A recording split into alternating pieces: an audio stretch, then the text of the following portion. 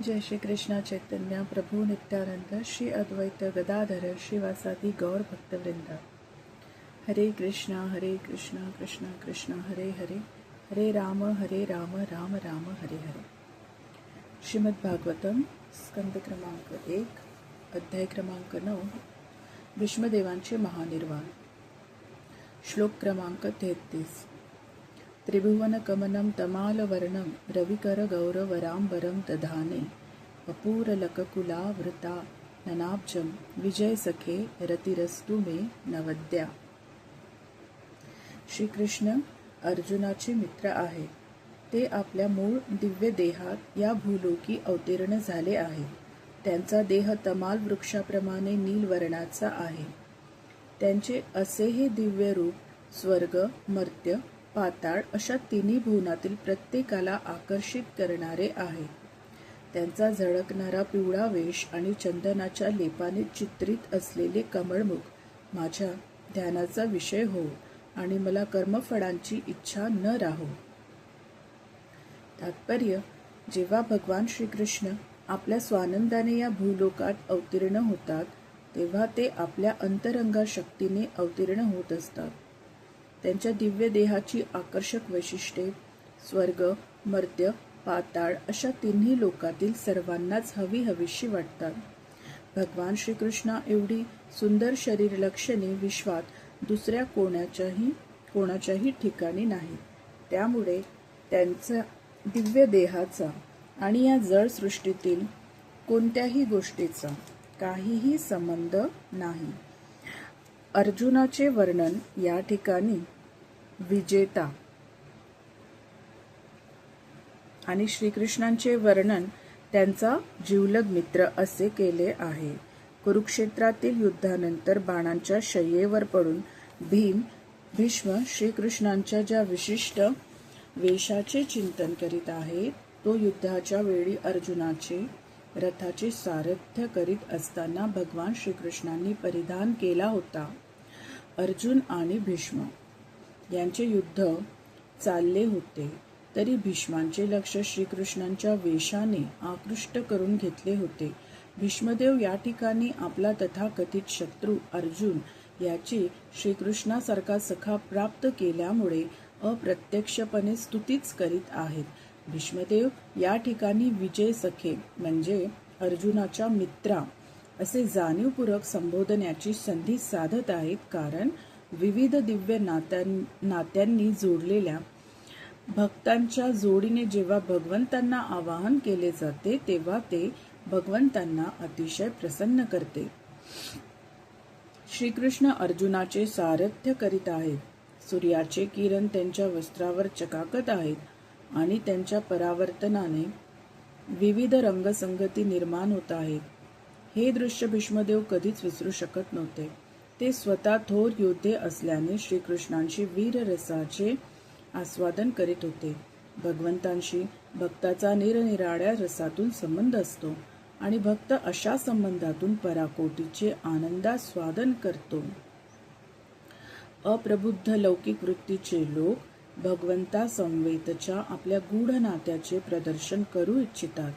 ते सरळ व्रजांगनांच्या अनुकरणाने माधुर्य रसातील नात्यावर झेप घेतात।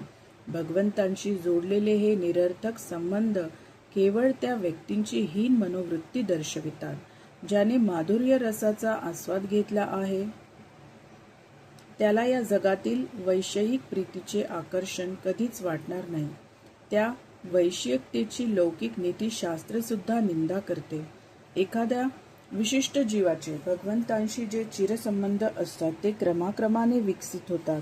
आत्म्याचे भगवंतासमवेतचे वास्तविक नाते 5 रसापैकी कोणतेही रूप घेऊ शकते। प्रामाणिक भक्ताच्या दृष्टीने त्यांच्या दिव्य श्रेणीत त्याला काही तरतमभाव नसतो। भीष्मदेव हे याचे मूर्त उदाहरण आहेत आणि हा थोर सेनापती कशा गूढ आणि दिव्य रीतीने भगवंतांशी जोडला गेला आहे हे काळजीपूर्वक लक्षात घेतले पाहिजे। श्लोक क्रमांक 34। युधी तुरगरजो विधुम्र विश्वक कचलुलित श्रमवार्यलंकृतासे मम निशीत शरीर विभिद्यमान त्वची विलसत क्वचे। विलसत कवचेस्तु कृष्णात्मा. मित्रत्वामुळे श्रीकृष्ण अर्जुनाच्या संगतीने होते. त्या रणांगणामध्ये रथाच्या घोड्यांच्या टापांनी उडालेल्या धुळीकणामुळे श्रीकृष्णांचे भुरभुरणारे केस करड्या रंगाचे दिसू लागले. श्रम झाल्याने स्वेदबिंदूंनी त्यांचे मुख भिजून गेले. त्यातच माझ्या तीक्ष्ण बाणांनी केलेल्या आघाताची भर पडली. पण भगवंतांनी या सर्वांचा आभूषणाप्रमाणे आनंदाने स्वीकार केला, रस घेतला. त्या श्रीकृष्णांच्या ठाई माझे मन स्थिर राहो. तात्पर्य, भगवान सच्चिदानंदाचे परिपूर्ण रूप आहेत. त्यामुळे त्यांची दिव्य प्रेममय सेवा शांत, दास्य, सख्य, वात्सल्य आणि माधुर्य अशा कोणत्याही भावात निष्ठापूर्वक केली तर ते तिचा कृपापूर्वक स्वीकार करतात. श्री भीष्मदेव भगवंतांची दास्य भावाने भक्ती करणारे थोर भक्त होते. त्यामुळे भगवंतांच्या दिव्य देहावर त्यांचे तीक्ष्ण बाण मारणे आणि दुसऱ्या एखाद्या भक्ताने भगवंतावर मृदू फुले उधळणे हे एका परीने सारखेच होते. वरवर पाहता इथे असे वाटते की भगवंतांच्या शरीरावर बाण मारण्याचा जो अपराध पूर्वी आपण केला त्याचा आता भीष्मांना पश्चाताप होत आहे. मात्र वस्तुस्थिती अशी आहे की त्यांचे शरीर दिव्य स्थितीतील असल्यामुळे त्यांना वेदना झाल्या नव्हत्या. त्यांचा देह भौतिक नाही. ते आणि त्यांचा देह दोन्ही पूर्णपणे दिव्य स्वरूपी आहेत. आत्मा शस्त्रांनी विद्ध होत नाही, जळत नाही, सुकविला जात नाही, भिजत नाही, हे भगवद्गीतेत स्पष्ट सांगितले आहे. स्कंद पुराणातही असे म्हटलेले आहे की आत्मा नित्य शुद्ध अविनाशी असून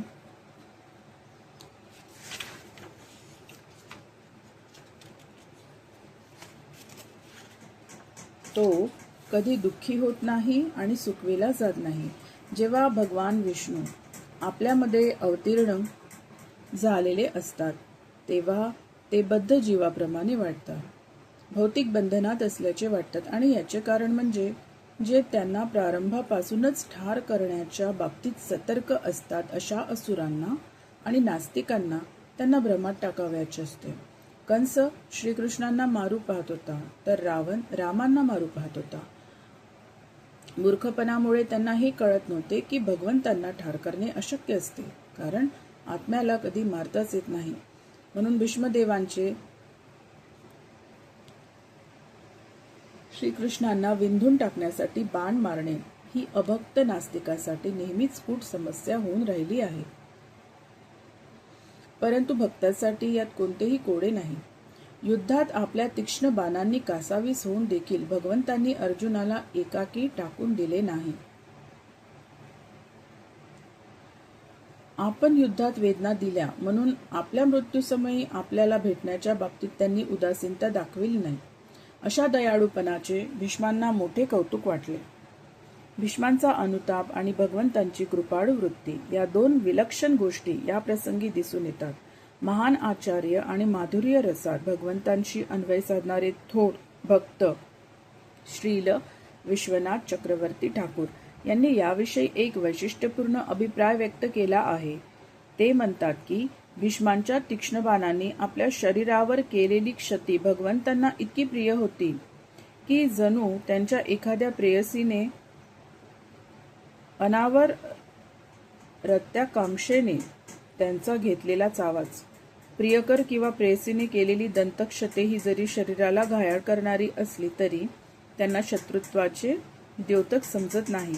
तेव्हा भगवान आणि श्री भीष्मदेव यांच्यातील अलौकिक दिव्य सुखाची देवाणघेवाण करणारी ही लढाई होती. ही मुळी ऐहिक जगातील गोष्टच नव्हे. तसेच भगवंतांचे शरीर व भगवान ही दोन्ही एकच असल्याने भगवंतांच्या दिव्य देहाला क्षती पाडण्याची शक्यताच नव्हती. वरवर पाहता तीक्ष्ण बाण लागून शरीरावर उमटलेली ही क्षते सामान्य माणसाची दिशाभूल करतात, परंतु साक्षात ज्ञानाचा ज्याला अंशमात्रही अनुभव आहे त्यालाही या दाक्षिण्यपूर्ण संबंधातील दिव्य प्रेमाची देवघेव आकलन करता येईल. भीष्मांच्या तीक्ष्ण बाणांनी शरीरावर जरी आघात झाले असले तरी भगवान अगदी पूर्ण प्रसन्न होते. विभिद्यमान हा शब्द अतिशय महत्वाचा आहे, कारण भगवंतांची त्वचा भगवंतांपासून भिन्न नाही. आपली त्वचा आपल्या आत्माहून भिन्न आहे. त्यामुळे विभिद्यमान कापणे, चिरणे असे शब्द तिच्याविषयी उचित आहे. दिव्य आनंद हा वेगळाच प्रकार असून आकलनाच्या अतीत आहे. सांसारिक जगातील विविध कार्ये आणि त्यातील आनंद हा केवळ दिव्य आनंदाची विकृत प्रतिमा मात्र आहे. लौकिक जीवनातील प्रत्येक गोष्ट लौकिकतेने पूर्ण असते आणि तिच्यात परिमितता असते. उलट दिव्य जगतातील प्रत्येक गोष्ट दिव्य स्वरूपाचीच असल्याने तेथे विविध प्रकारचे अपरिमित असते, असे आनंदास्वादन असते. भीष्मदेवांच्या बाणाने झालेले घाव भगवंतांनी मोठ्या आनंदाने स्वीकारले आणि भीष्मदेव वीर रसातील भक्त होते, म्हणून त्यांनी आपले मन त्या घाव लागलेल्या श्रीकृष्णांच्या रूपावर एकाग्र केले. श्लोक क्रमांक 35. सपदी सखी वचो निशम्य मध्ये निजपरयोर बलयो रथम निवेश्य स्थितवती परसैनिकायुरक्षणा रतवती पार्थसखे रतीर ममास्तु. आपला सखा अर्जुन याच्या आज्ञेवरून श्रीकृष्णाने कुरुक्षेत्राच्या रणभूमीवर अर्जुन आणि दुर्योधन यांच्या सैन्यांच्या मध्ये प्रवेश केला आणि आपल्या कृपादृष्टीने विरुद्ध पक्षीयांची आयुर्मर्यादा क्षीण केली. केवळ शत्रूवर दृष्टी टाकल्याने हे घडले. अशा त्या श्रीकृष्णांच्या ठाई माझे चित्त स्थिर राहो. तात्पर्य: भगवद्गीतेत 1.21 ते 25 अर्जुनाने अच्युत अशा भगवान श्रीकृष्णांना आपला रथ दोन्ही बाजूंच्या सैन्यामध्ये व्यूहामध्ये नेऊन उभा करण्यास सांगितले. तसेच आपल्याला युद्धात ज्यांच्याशी लढावयाचे आहे त्या शत्रूंचे आपण पूर्ण निरीक्षण करेपर्यंत तेथेच थांबण्यास सांगितले. त्याचवेळी एखाद्या आज्ञाधारक सेवकाप्रमाणे भगवंतांनी अर्जुनाचा रथ दोन्ही सैन्यामध्ये नेऊन उभा केला आणि विरोधी पक्षात कोण कोण प्रमुख योद्धे आहेत ते दाखवून दिले. जसे येथे भीष्म आहे, तिथे द्रोण आहेत इत्यादी. वास्तविकपणे भगवान हेच जगातील सर्वश्रेष्ठ चेतन तत्व आहेत. ते कोणाचे आज्ञाधारक चाकर नव्हे, मग तो कोणीही असो. पण आपल्या निष्ठावंत भक्तांबद्दल प्रभूंच्या मनात जे अकारण कारुण्य व प्रेम असते, त्यामुळे काही प्रसंगी भगवान आज्ञा मिळण्याची वाट पाहणाऱ्या सेवकाप्रमाणे भक्तांच्या आज्ञेचे पालन करतात. तशाच प्रकारचे सुख भक्तांची आज्ञापालन केल्याने परमेश्वरालाही मिळते. भक्त आणि भगवंत यांच्यातील शुद्ध दिव्य अलौकिक प्रेमामुळेच हे संभवनीय होते आणि भीष्मदेव ही गोष्ट पुरती जाणून होते. म्हणून त्यांनी भगवंतांना पार्थ सखे अशी हाक मारली. भगवंतांनी आपल्या करुणार्ध दृष्टीने शत्रू पक्षाची आयुर्मर्यादाच घटविली असे सांगतात की कुरुक्षेत्रावरील सर्वच्या सर्व योद्ध्यांना मोक्ष मिळाला, कारण मृत्यू समयी त्यांना भगवंतांचे साक्षात दर्शन झाले होते. त्यामुळे भगवंतांनी त्यांची आयुर्मर्यादा घटवली. याचा अर्थ असा नाही की ते अर्जुनाचे पक्षपाती होते. वास्तविक रीतीने त्यांनी शत्रू पक्षावर कृपा केली होती. अन्यथा त्यांना जर नेहमीच्या रीतीने घरी मृत्यू आला असता तर त्यांना मोक्ष कसा मिळाला असता. त्यांना या ठिकाणी मृत्यू समयी भगवत दर्शनाची आणि भौतिक जीवनातून मुक्त होण्याची संधी लाभली. त्यामुळे भगवंत म्हणजे केवळ कल्याण रूप आहेत व ते जे काही करतात त्याने प्रत्येकाचे कल्याणच होते. वरवर पाहता आपला घनिष्ठ मित्र अर्जुन याच्या विजयासाठीच ते या सर्व गोष्टी करीत आहेत असे वाटते, परंतु त्यात अर्जुनाच्या शत्रूंचे कल्याण विहित होते. अशा भगवंतांच्या लीला मोठ्या गूढ व अलौकिक असतात आणि जे कोणी हे जाणतात त्यांनाही भौतिक देहाच्या त्यागानंतर मुक्ती मिळते. भगवंतांकडून केव्हाही असत्कृती अन्याय होत नाही, कारण सदा सर्वदा ते केवळ कल्याण स्वरूपच आहे. श्लोक क्रमांक 36. व्यवहित पृतना मुखम निरीक्ष स्वजनवधाद्वि मुखस्य दोषबुद्धया कुमती महरदात्म विद्ययायश्चरण रती परमस्य तस्य मेस्तु. रणांगणावर आपल्या समोर सैनिक आणि सेनापती पाहून जेव्हा अर्जुनाची बुद्धी अज्ञानग्रस्त झाली तेव्हा त्याला दिव्य ज्ञानाचा उपदेश करून भगवंतांनी त्याचे अज्ञान पूर्णपणे नाहीसे केले. त्यांच्या चरणकमळाविषयी मला सतत आकर्षण असू दे. तात्पर्य: वैदिक काळात राजे आणि सेनाधिकारी यांना आपल्या सैन्याच्या आघाडीवर राहावे लागे. तशी प्रत्यक्ष युद्धाची पद्धती होती. राजे आणि सेनाधिकारी म्हणजे आजकालचे तथाकथित राष्ट्राध्यक्ष व संरक्षण मंत्री नव्हे. गरीब पगारी सैनिकांनी समोरासमोर लढावे आणि यांनी घरी बसावे असे होत नसे. तो आजही लोकशाही राजवटीचा नियम आहे. परंतु जेव्हा एकतंत्री राजवट चालू होती तेव्हाचे राजे म्हणजे कोणत्याही पात्रतेचा विचार न करता निवडून आलेले भित्रे लोक नव्हते. कुरुक्षेत्रातील रणांगणांकडे पाहता ही गोष्ट स्पष्ट होते की दोन्ही पक्षाकडील मुख्य अधिकारी भीष्म असोत, द्रोण असोत वा अर्जुन, दुर्योधनादी असोत हे झोपा काढीत नसत, तर ते प्रत्यक्ष लढाईत भाग घेत. हे लढाईचे समरक्षेत्र सुद्धा लोकांच्या नेहमीच्या नागरी वस्तीपासून दूर असे, विचारपूर्वक ठरविलेले असे. यामुळे निष्पाप सामान्य नागरिकांना या प्रतिस्पर्धी राजपक्षांच्या युद्धाचा कोणताही उपद्रव होत नसे. या लढाईत पुढे काय घडणार आहे याच्याशी नागरिकांना काही देणे घेणे नसे.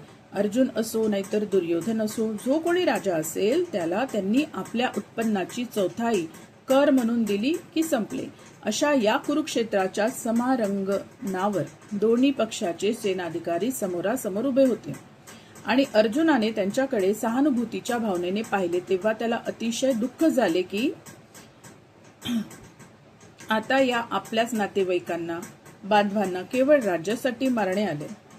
दुर्योधनाच्या पक्षाने समोर जो सेनाव्यूह रचला होता त्याची त्याला मुळीच भीती वाटत नव्हती. पण भगवंतांचा दयाशील भक्त असल्याने लौकिक गोष्टींचे वैराग्य हा त्याचा स्वभावच होता. त्यामुळे ऐहिक ऐश्वर्यासाठी लढू नये असा त्याने निर्णय केला. परंतु हे सगळे अल्पबुद्धीचे परिणाम होते. त्यासाठीच असे म्हणतात की त्याच्या बुद्धीला मालिन्य आले, भ्रम झाला. वास्तविकपणे असे मालिन्य त्याच्या बुद्धीला केव्हाही येऊ नये, कारण तो भगवंताचा निष्ठावंत भक्त व नित्य सखा होता. ही गोष्ट भगवद्गीतेच्या 4थ्या अध्यायावरून स्पष्ट आहे. वरवर पाहता अर्जुनाच्या बुद्धीला त्यावेळी मालिन्य आल्यासारखे भासते हे खरे, परंतु त्यानिमित्ताने अखिल भ्रांत चित्त जीवांना भगवद्गीतेतील उपदेश जो सांगितला गेला त्यासाठी तशी दुसरी संधीच मिळाली नसते. जीव आपल्या या भौतिक शरीराच्या खोट्या कल्पनांनी ऐहिक जीवनात पूर्णपणे जखडून गेलेले असतात. जगातील सर्व बद्ध जीवांना भगवद्गीता सांगितली गेली त्याचा उद्देशच मुळी देह व आत्मा यांच्या ऐक्यतेच्या भ्रांत कल्पनांपासून त्यांना मुक्त करणे आणि जीव तथा ईश्वर यांचे नित्य संबंध पुन्हा प्रस्थापित करणे हाच होता. आत्मविद्या, भगवंताविषयीचे दिव्य ज्ञान हेच प्रामुख्याने भगवंतांनी तेथे सांगितले व त्याचा उद्देश विश्वातील जीवमित्रांचे कल्याण व्हावे हाच होता. श्लोक क्रमांक 37. स्वनिगम मपहाय मत प्रतिज्ञा मृतम धीकर्तुम वप्लुतो रथस्थ धृत रथचरणोभ्य याच्चलदुगुर हरिरीव हंतुमीभम गतोत्तरीयः. आपली स्वतःची प्रतिज्ञा मोडून माझी प्रतिज्ञा सत्य करण्यासाठी भगवान स्वतः रथातून खाली उतरले, हातात रथचक्र धरले आणि हत्तीला मारण्यासाठी वेगाने झेपावलेल्या सिंहाप्रमाणे ते माझ्या अंगावर धावून आले. त्यावेळी त्यांचे उत्तरीय देखील खाली पडले. तात्पर्य: कुरुक्षेत्रावरील युद्ध हे युद्ध धर्मास अनुसरून लढले गेले. तसेच ते मित्रामित्रातील संघर्षाप्रमाणे अतिशय खिलाडू वृत्तीने लढले गेले. दुर्योधनाने भीष्मांना बोल लावला की वडिलकीच्या वात्सल्यामुळे ते अर्जुनाचा वध करू इच्छित नाही. क्षत्रिय युद्ध धर्माविषयी असा अपमान सहन करू शकत नाही. त्यामुळे भीष्मदेवांनी दुर्योधनास असे आश्वासन दिले, मी उद्या पांडवांचा निश्चितपणे वध करीन. मी त्यासाठी विशेष अशी शस्त्रास्त्रे धारण केलेली आहेत. दुर्योधन प्रसन्न झाला आणि दुसऱ्या दिवशी उपयोगात आणावयाचे बाण त्याने स्वतःजवळच ठेवले. अर्जुनाने एक युक्ती योजून दुर्योधनाकडून ते बाण स्वतःकडे घेतले. भीष्मदेवांना हे कळले की या युक्तीमागे श्रीकृष्णांची बुद्धी आहे, म्हणून त्यांनी प्रतिज्ञा केली, उद्या श्रीकृष्ण तरी हातात शस्त्र धरतील अथवा त्याचा मित्र अर्जुन तरी रणात मरेल. दुसऱ्या दिवशी भीष्मांनी असे भयानक युद्ध आरंभिले की अर्जुन आणि श्रीकृष्ण दोघेही संकटात सापडले. अर्जुनाचा तर जवळजवळ पराभवच झाला. परिस्थिती इतकी गंभीर होती की तो भीष्मांकडून पुढच्याच क्षणी मारला गेला असता. त्यावेळी भगवान श्रीकृष्णांनी विचार केला की आपले निष्ठावंत भक्त भीष्म यांना प्रसन्न करावे, त्यांची प्रतिज्ञा राखावी. आपल्या प्रतिज्ञेपेक्षा त्यांचीच प्रतिज्ञा अधिक महत्वाची आहे, म्हणून त्यांनी सकृत दर्शनी तरी आपली प्रतिज्ञा मोडली. त्यांनी कुरुक्षेत्रावरील युद्धाच्या आरंभीच आपले शस्त्र उचलणार नाही आणि कोणत्याही पक्षाकडून लढणार नाही असा पण केला होता. तथापि अर्जुनाचे संरक्षण करण्यासाठी भगवान रथावरून खाली आले आणि हातात रथचक्र उचलून सिंहाने गजराजावर झेप घ्यावी तद्वत भीष्मदेवावर धावून गेले. क्रोधावेशाने आपले उत्तरीय मध्येच भूमीवर गळून पडले आहेत याचाही त्यांना विसर पडला.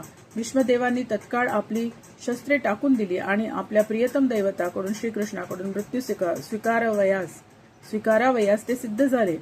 त्याच क्षणी त्या दिवसाचे युद्ध हे असे संपले आणि अर्जुन वाचला. वस्तुतः अर्जुनाच्या वधाची शक्यताच नव्हती, कारण भगवान स्वतः त्याचे सारथी होते.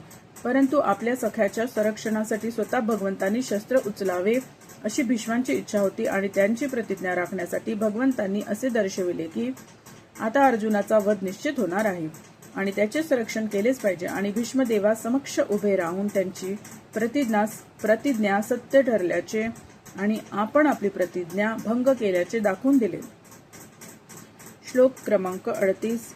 शीत विशीख हतो विशीर्ण दंश शतज परिप्लुत आत ताईनो मे प्रसभम भीससार मद्वदार्थम स भवतु मे भगवान गतिर्मुकुंदः. रणांगणामध्ये माझ्या तीक्ष्ण बाणांनी त्यांना विंधले, त्यांचे कवच फाडून टाकले. व्रणातून वाहणाऱ्या रक्ताने त्यांचे शरीर माखलेले होते. माझा वध करण्यासाठी ते वेगाने माझ्यावर चालून आले. असे मुकुंद भगवान हेच माझे अंतिम आश्रयस्थान असून. तात्पर्य: भगवान श्रीकृष्ण आणि भीष्मदेव यांचे कुरुक्षेत्राच्या रणांगणावरचे संबंध अतिशय रसपूर्ण आहेत, कारण श्रीकृष्णांच्या तेथील सर्व हालचाली या अर्जुनाच्या पक्षपाती आणि भीष्मांच्या विरोधी दिसतात. परंतु हे सर्व भीष्मावर विशेष कृपा करण्यासाठीच होते, कारण भीष्म भगवंतांचे महान भक्त होते. या संबंधाचे आश्चर्यकारक वैशिष्ट्य हे की भक्त भगवंतांच्या शत्रूची भूमिका करूनही भगवंतांना प्रसन्न करून घेतो. भगवान स्वतः दिव्य आहेत आणि पूर्ण स्वतंत्रही आहेत. त्यामुळे ते आपल्या निष्ठावंत भक्ताने शत्रूच्या रूपाने केलेली सेवाही स्वीकारतात. वास्तविक पाहता देवादिदेवाला कोणी शत्रूच असू शकत नाही किंवा असा हा तथाकथित शत्रू त्यांना काही करू शकत नाही, कारण ते अजित आहेत. कोणी त्यांना जिंकू शकणार नाही. तरीही आपल्या एखाद्या शुद्ध भक्ताने त्यांना मारहाण केली तरी त्यांना त्यातून सुखच होते. त्यांच्यापेक्षा कोणीही वरिष्ठ नाही हे सत्य आहे, परंतु त्यांचा वरिष्ठ होऊन कोणी त्यांची निंदा केली तरी त्यातही त्यांना सुखच होते. भक्त आणि भगवंत यातील अलौकिक देवघेवींची ही काही उदाहरणे आहेत. जे शुद्ध भक्ती संबंधी अज्ञ आहेत ते अशा गूढ अनुभवांच्या अंतरंगात शिरू शकत नाही.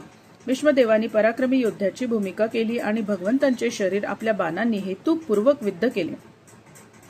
त्यामुळे सामान्य जणांना वाटले की भगवंतांच्या शरीरावर घाव झाले, परंतु हे सगळे अभक्तांना भ्रमात टाकण्यासाठीच होते.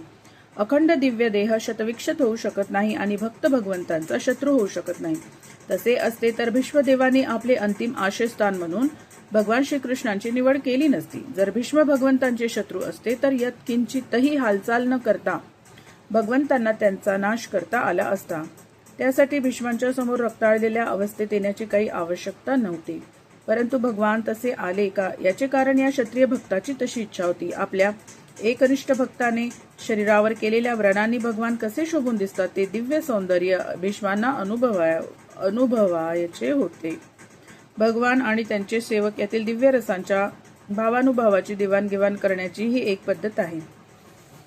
या अशा संबंधामुळेच भक्त आणि भगवान दोघेही आपापल्या स्थितीत स्तुत्य ठरतात. भगवान एवढे क्रोधाविष्ट झाले होते की त्यांना भीष्मदेवावर चालून जाताना अर्जुनाने अडविले. तथापि त्याच्या अडथळ्यास न जुमानता प्रेमी व्यक्तीने कशाचीही चिंता न करता आपल्या प्रिय व्यक्तीकडे धाव घ्यावी तसे ते भीष्मावर धावून गेले.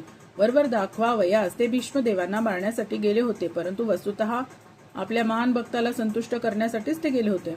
भगवान सर्व जीवांचे मुक्तिदाते आहेत यात संशय नाही. निर्गुणवादी लोक त्यांच्याकडून मोक्षाची अपेक्षा करतात आणि त्यांच्या इच्छेप्रमाणे भगवान त्यांना मोक्ष देतातही. परंतु या ठिकाणी भीष्मदेवांना मात्र भगवंतांच्या सगुण दर्शनाचीच इच्छा होती. सर्व निष्ठावंत भक्तांची तशीच आकांक्षा असते. श्लोक क्रमांक 39. विजय रथ कुटुंब आत्त तोत्रे धृतहय रश्मिनी तच्छ्री येक्षणीय भगवती रतिरस्तु मे मुमुर्षोर यमीह निरीक्ष हतागता स्वरूपम. ज्यांनी आपल्या उजव्या हातात चाबूक घेतला आहे आणि डाव्या हातात लगामाच्या दोऱ्या धरल्या आहेत, कोणत्याही परिस्थितीत अर्जुनाच्या रथाचे संरक्षण करण्यासाठी जे निरतिशय काळजी घेत आहेत, त्या भगवान श्रीकृष्णांच्या ठाई माझ्या चित्ताची एकाग्रता हो. ज्यांनी रणक्षेत्रावर त्यांना पाहिले ते मृत्यूनंतर आत्मरूपाला प्राप्त झाले. आता मृत्यूसमयी माझे सर्व लक्ष तेथेच गुंतून राहू. तात्पर्य: परमेश्वराच्या शुद्ध भक्ताला नेहमीच असे जाणवते की परमेश्वर आपल्या अंतःकरणातच नित्य उपस्थित आहे, कारण आपल्या भक्तीमुळे तो परमेश्वराशी दिव्य संबंधांनी जोडलेला असतो. अशा शुद्ध भक्तास परमेश्वराचा क्षण मात्रही विसर पडणे अशक्य असते. यालाच इंद्रियातीत अलौकिक अवस्था असे म्हणतात. योगी पुरुष आपली सर्व इंद्रिये विषयापासून निरोधून आपले चित्त परमात्म्याच्या ठाई एकाग्र करतो आणि या मार्गाने अंततः समाधी अवस्था प्राप्त करून घेतो. भक्त मात्र भगवंतांच्या श्रीमूर्तीचे नित्य ध्यान करतो आणि त्यांचे पवित्र नाम, त्यांचे गुण, त्यांच्या लीला यांचे नित्य स्मरण करीत राहतो व या प्रकारे सहज रीतीने समाधीस्थ होतो. त्यामुळे योगमार्गी व भक्त यांची एकाग्रता एकाच पातळीवरची नसते. योगमार्गी यांची एकाग्रता ही काहीशी यांत्रिक, नीरस, तर भक्ताची एकाग्रता स्वाभाविक प्रेमातून आणि उत्स्फूर्त ओळीतून निर्माण होते.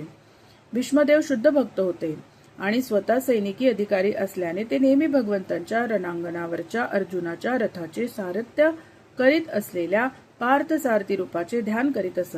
त्यामुळे भगवंतांची पार्थाचे सारथ्य करण्याची ही लीलाही अमर झाली. घड्याळाचे काटे जसे एका बिंदूपासून दुसऱ्या बिंदूकडे सतत फिरत असतात, तशा भगवंतांच्या लीला सुद्धा अगदी कंसाच्या कारागृहात अवतार घेण्यापासून ते अखेरच्या मौशल लीलेपर्यंत एकामागून एक विश्वातून निरंतर फिरत असतात.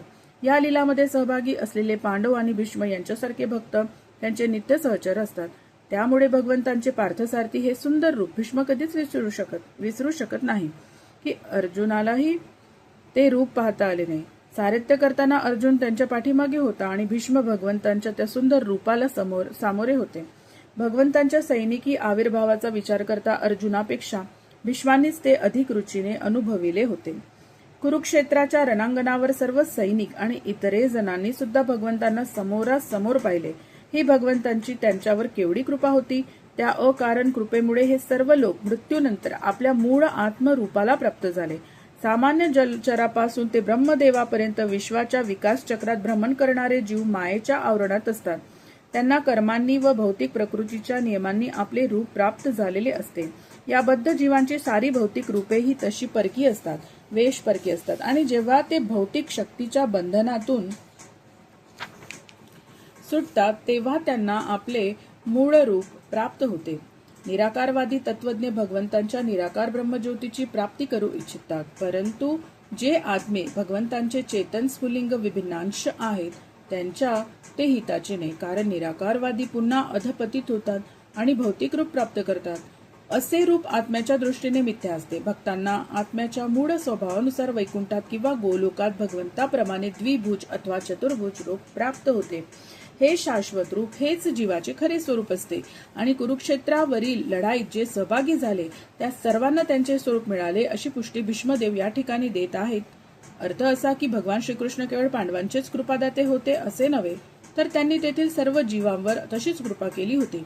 सर्वांना एकाच प्रकारचे यश मिळाले होते. भीष्मदेवांनाही तीच कृपा हवी होती.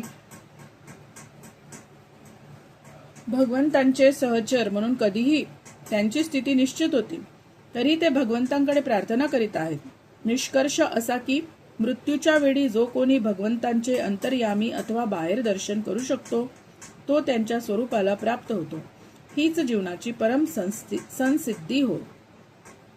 श्लोक क्रमांक 40. ललित गती विलास वल्गुहास प्रणय निरीक्षण कल्पितो रुमानः कृतमनु कृतवत्य उन्मदांधा प्रकृती मगनकील यस्य गोप वद्वः.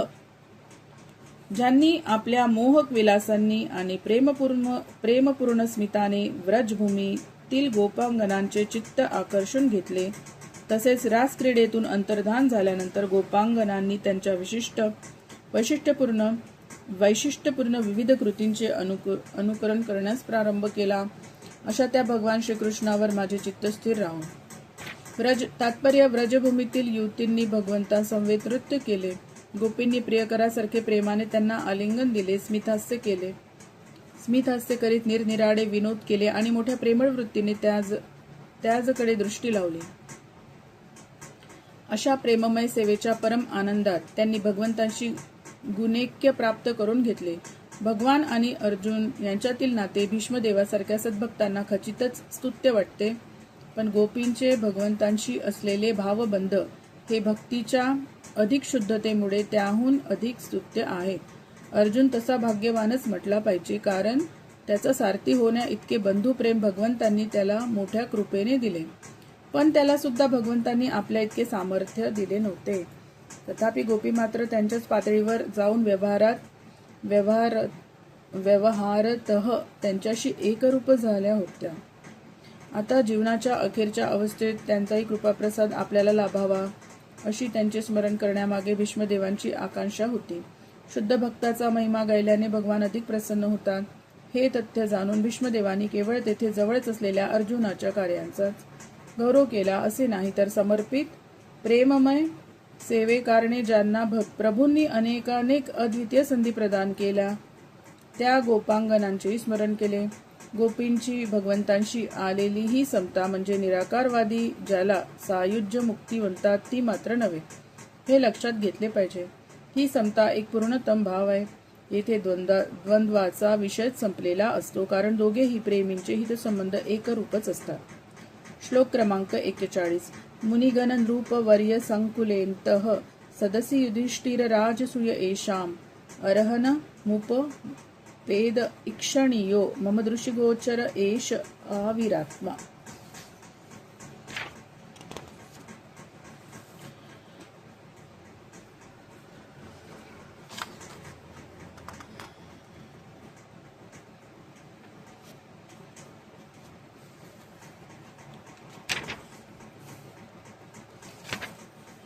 युधिष्ठिराच्या राजसूय यज्ञप्रसंगी जगातील सर्व थोर प्रतिष्ठितांची सभा एकत्रित झाली होती. त्यात महान ऋषीमुनी, थोर राजे महाराजही होते. त्या सभेमध्ये भगवान श्रीकृष्णांची सर्व देवतांमध्ये श्रेष्ठ म्हणून सर्वानुमते अग्रपूजा झाली. हे सर्व माझ्या दृष्टीसमोर घडले. भगवंतावर माझे मन एकाग्र व्हावे यास्तव या प्रसंगाची स्मृती मी राखून ठेवली आहे. तात्पर्य: कुरुक्षेत्रातील युद्धानंतर युधिष्ठिर महाराज संपूर्ण जगाचे सम्राट झाले आणि त्यांनी राजसूय यज्ञ संपन्न केला. त्या काळी सम्राट पदावर आरोहण केल्यावर ते सम्राट आपले सम्राटपद घोषित करण्यासाठी आव्हान म्हणून सर्व जगभर एक अश्व सोडित असे. दुसऱ्या सर्व राजांना आणि राजकुमारांना हे आव्हान स्वीकारण्याचे स्वातंत्र्य असे. हे दुसरे राजे या राजाचे आव्हान, त्याचे सर्वश्रेष्ठत्व, सम्राटपद स्वीकारून त्याला शरण जायचे. परंतु ज्याने त्याचे आव्हान स्वीकारले आहे त्या राजाच्या सैन्याशी लढून व त्याला पराजित करून पदाकांक्षी राजाला आपले सम्राटपद सिद्ध करावे लागत असे. जर त्यात त्याचा पराभव झाला तर त्याला देहत्याग करावा लागेल.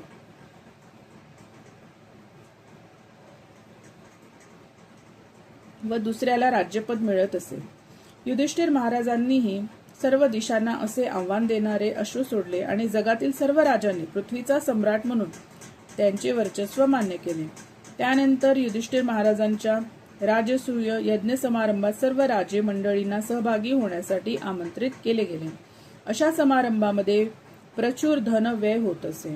त्यामुळे ही गोष्ट सामान्य राजांच्या आवाक्यातील नव्हती. अशा यज्ञात अमाप व्यय होतो आणि यज्ञ संपन्न करणे ही अतिशय कठीण गोष्ट असल्यामुळे कलियुगात असे यज्ञ होणे शक्य नाही. तसेच आजच्या काळात अशा यज्ञांचे पौरोहित्य करणारे निपुण याज्ञिकही उपलब्ध होणे शक्य नाही. असो, आमंत्रणाप्रमाणे जगातील थोर ऋषी आणि राजे युधिष्ठिरांच्या राजधानीत आले. थोर तत्वज्ञ, धर्मज्ञ, वैद्य, शास्त्रज्ञ आणि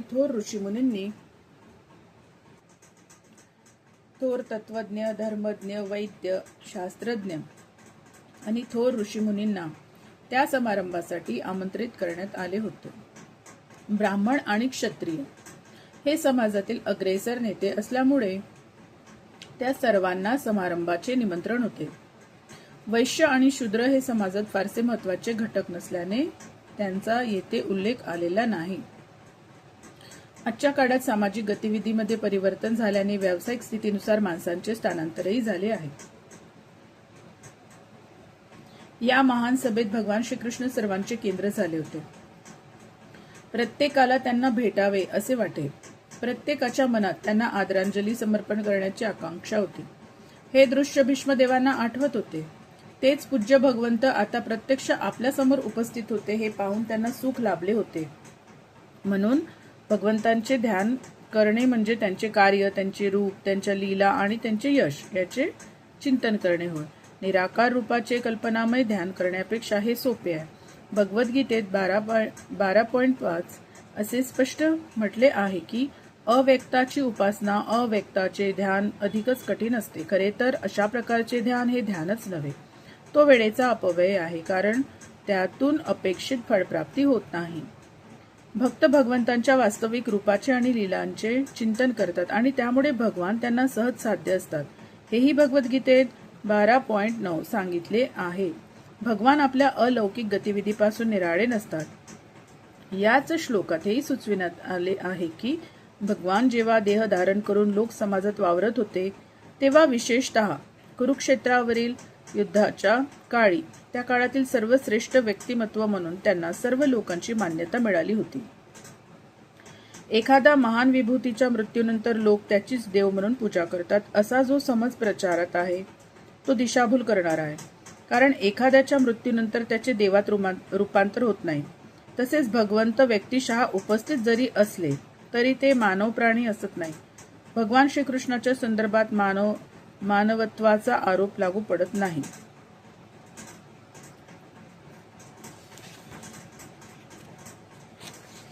श्लोक क्रमांक 42. तमी मम हमजम शरीर भाजाम हृदि हृदि धिष्ठित मात्म कल्पितानाम प्रति द्रशमीव नैकधार्क मेकम समधिग तोस्मी विधूत भेद मोह. माझ्या समीप स्थित असलेल्या भगवान श्रीकृष्णांचे मी आता पूर्ण एकाग्र चित्ताने ध्यान करू शकतो, कारण मी आता द्वैत भावनेच्या अपसमजांच्या पलीकडे गेलो आहे. भगवान तर प्रत्येकाच्या अंतःकरणात आहेतच. निव्वळ तार्किक चिंतन करणाऱ्यांच्याही अंतःकरणात ते राहतातच.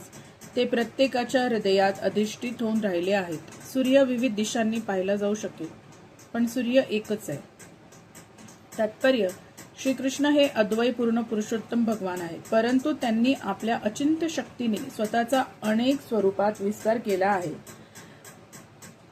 द्वयात्मकतेची संकल्पना त्यांच्या अचिंत्य शक्तीचे अज्ञान असल्याने उदित होते. भगवद्गीतेत 9.11 भगवंत म्हणतात की मूढ व्यक्तीच मला मनुष्य समजतात. अशा मूढ लोकांना भगवंतांच्या अचिंत्य शक्तीची जाणीव नसते. जसा सूर्य संपूर्ण जगात प्रत्येकापुढे उपस्थित आहे, तसे त्यांच्या अचिंत्य शक्तीने ते प्रत्येकाच्या हृदयात उपस्थित आहेत. परमात्मा स्वरूप त्यांना स्वांश विस्तार आहे. आपल्या अचिंत्य शक्तीने ते प्रत्येकाच्या हृदयात परमात्मा म्हणून प्रकाशित होतात. त्याचप्रमाणे ते आपल्या विग्रहाच्या कांतीच्या विस्ताराने स्वतः ब्रह्मकांतीच्या किंवा ब्रह्मज्योतीच्या रूपाने प्रकाशित होतात. ब्रह्मज्योती त्यांच्या शरीराचे तेज असल्याचे ब्रह्मसंहितेत म्हटलेले आहे. म्हणून ते आणि ब्रह्मज्योती किंवा त्यांचा स्वांश परमात्मा यांच्यात अंतर नाही. या वस्तुस्थितीचे ज्ञान नसलेले अल्पबुद्धीचे लोक ब्रह्मज्योती आणि परमात्मा यांना श्रीकृष्णापासून भिन्न समजतात. परंतु असा द्वयात्मकतेचा मिथ्या समज भीष्मदेवांच्या मनातून पूर्ण निघून गेलेला आहे. आता भगवान श्रीकृष्ण सर्व ठिकाणी आहेत याचा त्यांना दृढ विश्वास आहे. थोर महात्मे अथवा भक्तच अशा प्रबुद्धतेला प्राप्त होतात. सर्वत्र वासुदेवच आहेत आणि त्यांच्या व्यतिरिक्त कशाचेही अस्तित्व नाही. असा साक्षात्कार अशा दुर्लभ जणांनाच प्राप्त होतो असे गीतेत 7.19 म्हटले आहे. येथे भीष्मदेवांसारख्या महाजनांनी प्रमाणित केल्याप्रमाणे वासुदेव किंवा भगवान श्रीकृष्ण हे मूळ पुरुषोत्तम आहेत. म्हणून नवीन साधकांनी आणि शुद्ध भक्तांनी त्यांच्या चरणांचे अनुगमन करायला हवे. हाच प्रेममय सेवेचा मार्ग आहे.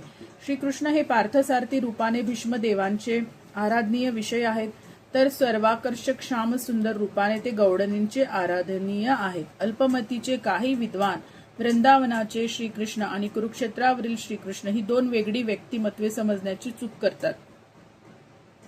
परंतु भीष्मदेवांच्या मनात असा अपसमज नाही. निराकारवाद्यांचेही अंतिम गंतव्य निराकार ब्रह्मज्योतीच्या रूपाने भगवान श्रीकृष्णच आहे आणि योग्यांचे गंतव्य असलेले परमात्मा देखील श्रीकृष्णच आहे. ब्रह्मज्योती व स्थान विशिष्ट परमात्मा श्रीकृष्णापासून प्रकट झालेले आहेत, परंतु तरीही त्यात श्रीकृष्ण नाही, त्यांचे मधुर संबंध नाहीत. भगवान श्रीकृष्ण शाश्वत रूपाने पार्थसारथी आहेत आणि वृंदावनातील श्यामसुंदरही आहेत, परंतु निर्गुण रूपाने ते ब्रह्मज्योतीतही नाहीत आणि परमात्मातही नाहीत. भीष्मदेवांसारख्या थोर महात्म्यांना श्रीकृष्णांच्या या विविध रूपांचे आकलन झालेले होते आणि म्हणून तेच सर्व रूपांचे मूळ आहेत हे जाणून ते त्यांची आराधना करतात. हरे कृष्ण कृष्ण कृष्ण हरे हरे, हरे राम राम राम हरे हरे. श्रील प्रभुपाद की जय.